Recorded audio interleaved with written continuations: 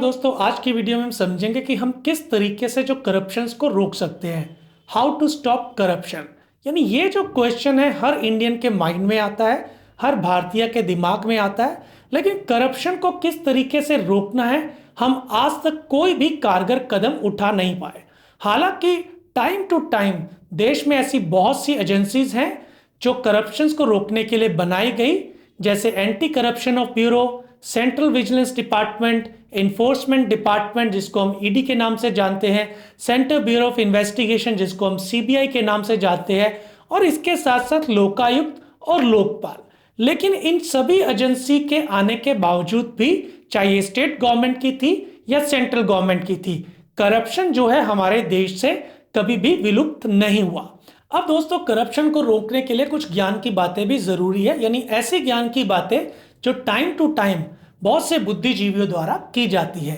जिसमें पहला है कि 100% एजुकेशन, यानी यदि सभी शिक्षित होंगे और अपने राइट का उनको पता होगा तो करप्शन जो है वो जड़ से खत्म हो जाएगा।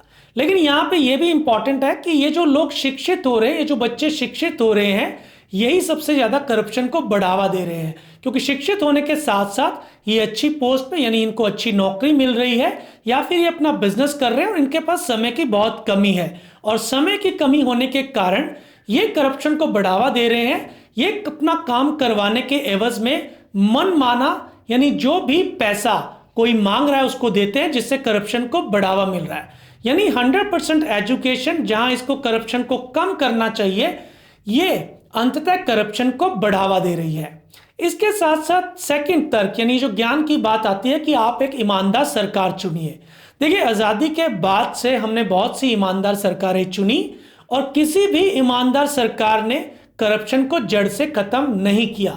हालांकि जब तक सरकार पावर में होती है तब तक तो उस पर कोई करप्शन के चार्ज नहीं लगते, लेकिन जैसे ही वो विपक्ष में बैठती है उसके अगेंस्ट ही जो करप्शन के चार्ज हैं वो फाइल कर दिए जाते हैं, और ये काफी समय तक केस चलते रहते हैं, और इनका जब अंत में निर्णय आता है वो कुछ भी नहीं होता। यानी कहीं पे भी कोई भी सरकार भ्रष्टाचार में लिप्त नहीं पाई जाती, और ना ही किसी सरकार ने आज तक भ्रष्टाचार को जड़ से खत्म किया है। अब चलिए तीसरी बात पे बात करते हैं। कुछ बुद्धिजीवी कहते हैं कि आपको यदि करप्शन को खत्म करना है तो आप जो बड़े डिनोमिनेशन के नोट है उसको बंद कर दीजिए। देखिए, नोटबंदी में कुछ ऐसा ही हुआ। आपने 1000 और 500 के नोट बंद कर दिए, उसके बाद 2000 के नोट आए। अब आज की डेट में 2000 के नोट भी जो है वो बिल्कुल सर्कुलेशन में खत्म है। तो क्या भ्रष्टाचार खत्म हो गया? देखिए, आज भी कहीं यदि भ्रष्टाचार के छापे पड़ रहे हैं, कहीं पे भी कोई रेड पड़ रही है, तो वहां पे जो कैश है वो 500 की गड्डियों के रूप में बरामद हो रहा है। यानी नोटबंदी या बड़े डिनोमिनेशन की नोट को बंद करने से भी जो भ्रष्टाचार वो खत्म नहीं हो रहा, तो फिर भ्रष्टाचार खत्म कैसे होगा? देखिए, यदि आप भ्रष्टाचार को खत्म करना चाहते हैं तो बड़े डिनोमिनेशन को नोट को खत्म करने की बजाय आपको क्या है, आपको वो कॉज फाइंड आउट करना पड़ेगा जिसके कारण जो भ्रष्टाचार जो है वो पनप रहा है। आपको भ्रष्टाचार की जो रीढ़ की हड्डी है उसको तोड़ना होगा, और भ्रष्टाचार की जो रीढ़ की हड्डी है वो है कैश ट्रांजैक्शन।